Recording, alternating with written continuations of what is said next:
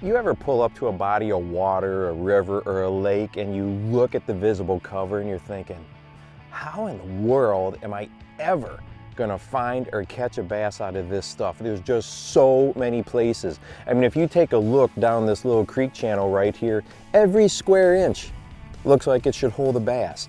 So what happens as bass anglers is we can get stuck in the detail and just start really focusing on things that are too small. And when I run across this type of stuff, I am 100% in search mode first before I will start to really pick things apart and break it down.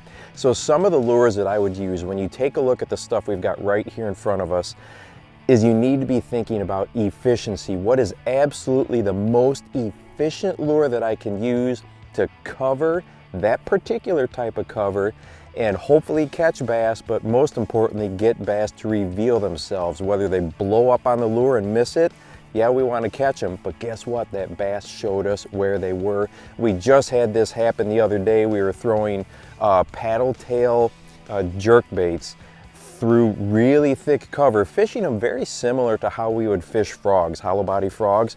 And the reason that we picked these lures is, one, because it could come over the tops of emergent vegetation just fine.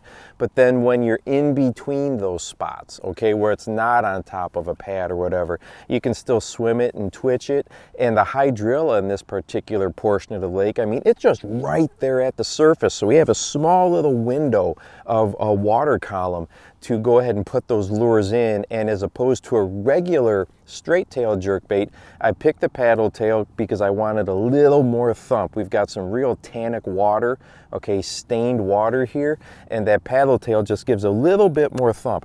Talking about the hollow body frog, that'd be another great searching type of a lure in this particular situation. Very, very efficient. If I find a place where there's not as much emergent vegetation, but you know, that the hydrilla down below comes real close to the water surface, I'm probably going to tie on maybe a 100 size suspending jerkbait. Or I might throw some really shallow running crankbaits, other things that are very efficient. I think of like your lipless crankbaits that can rip through this grass.